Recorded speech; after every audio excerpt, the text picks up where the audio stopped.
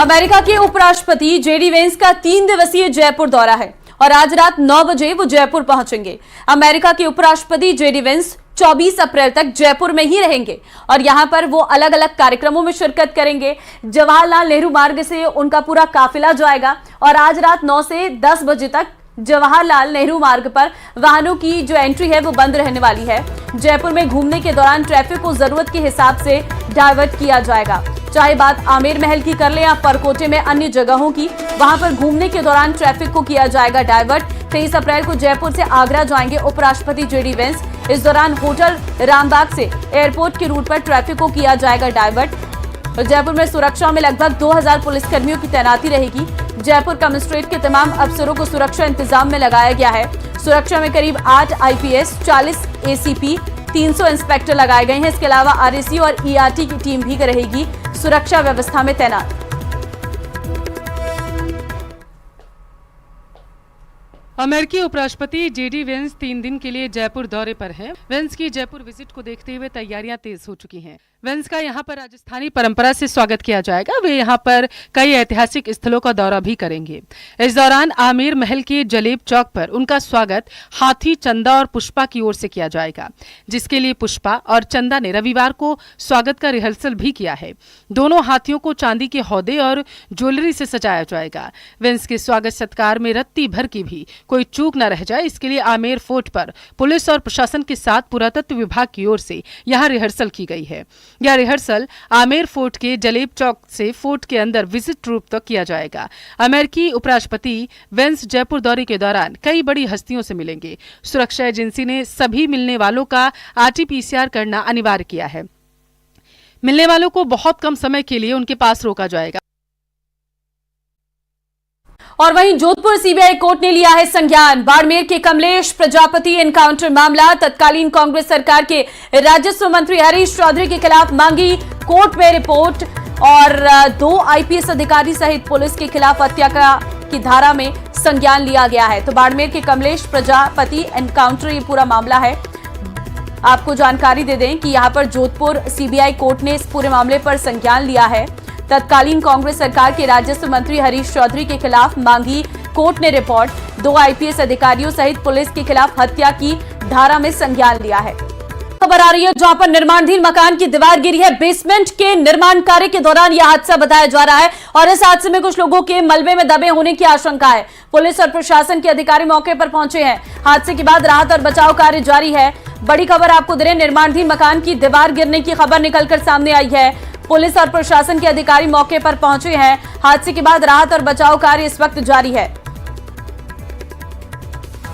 Basement के निर्माण कार्य के दौरान यह हादसा हुआ है। आशीष संवाददाता फोन लाइन पे है। आशीष, निर्माणाधीन मकान की दीवार गिरी है, यह खबर है, किस वक्त की यह घटना है?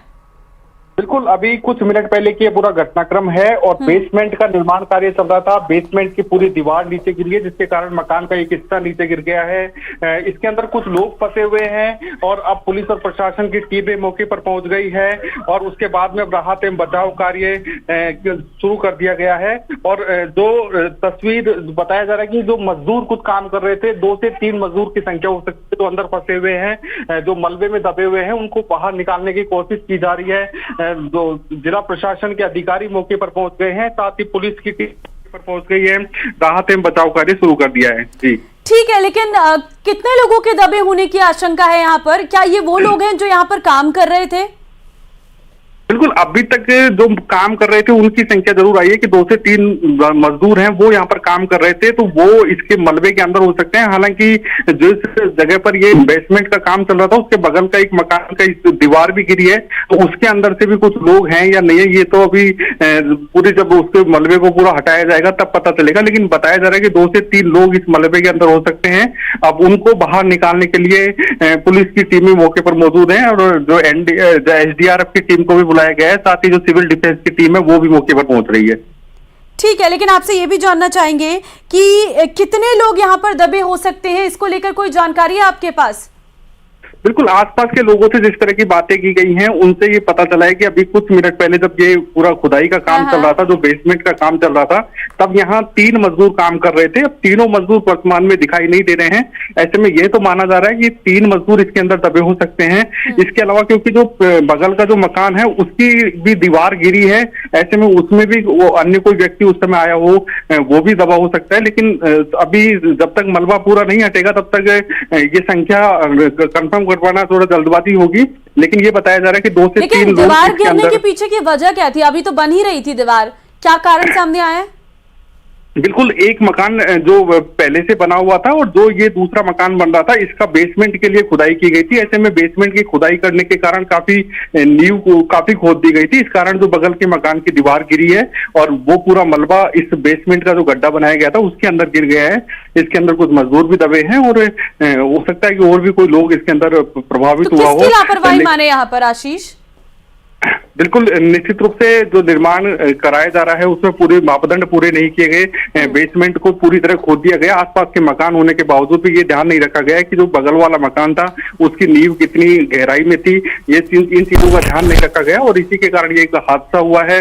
अब हादसे के बाद में कोशिश पुलिस और प्रशासन की यही की जा रही है कि कैसे भी करके इस पूरे मलबे को यहाँ से हटाया जाए, ताकि ये कंफर्म हो जाए कि इसके अंदर कितने लोग हैं, उनकी स्थिति कैसी है।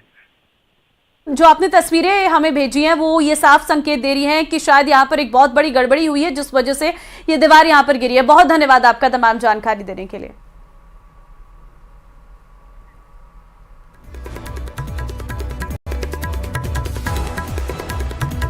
और चलिए आगे बढ़ते हैं। अलवर से बड़ी खबर आपको देंगे जहां पर कूदनपुरी में पानी की समस्या है। महिलाओं ने पानी के लिए यहां पर प्रदर्शन किया है। पानी की समस्या को लेकर मिनी सचिवालय पहुंची है महिलाएं। मिनी सचिवालय की गेट के बाहर किया है प्रदर्शन। जलदाय विभाग के अधिकारियों के खिलाफ नारेबाजी भी यहां पर की गई है।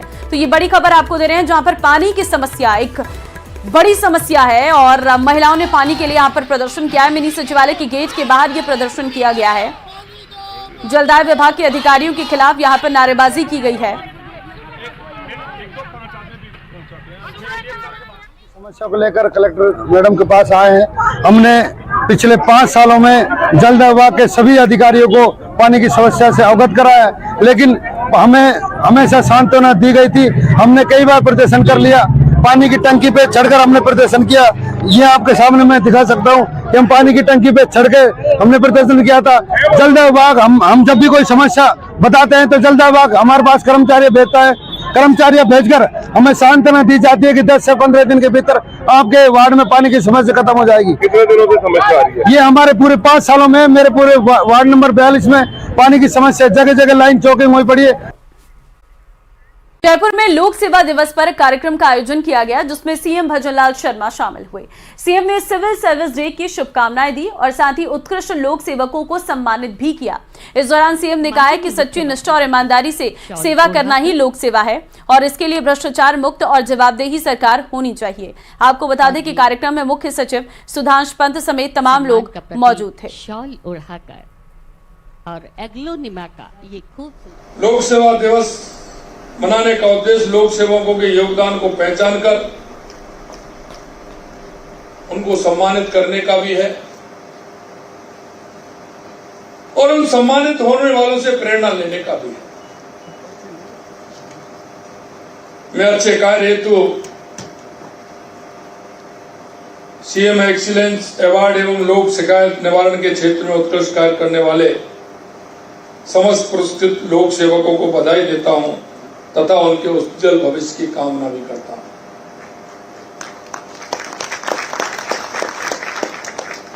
लोक सेवा का अर्थ निस्वार्थ भाव से जनता की भलाई के लिए कार्य करना है।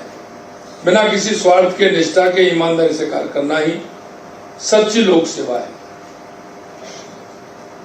मैं जब आपसे मिलता हूं, पहले भी मैंने कई बार कहा है, जो श्रेणी मेरे सामने बैठी है ये देश की उत्कृष्ट श्रेणी है। आज की इस फंक्शन की थीम है जो प्रधानमंत्री जी ने अभी कुछ महीने पहले ही चीफ सेक्रेटरीज कॉन्फ्रेंस में एक मंत्र दिया था, P2G2। P2 मतलब प्रोएक्टिव और pro people, G2 good governance. इसमें पूरे सुशासन इसमें सम्मिलित हो जाता है। प्रो पीपल जो लोग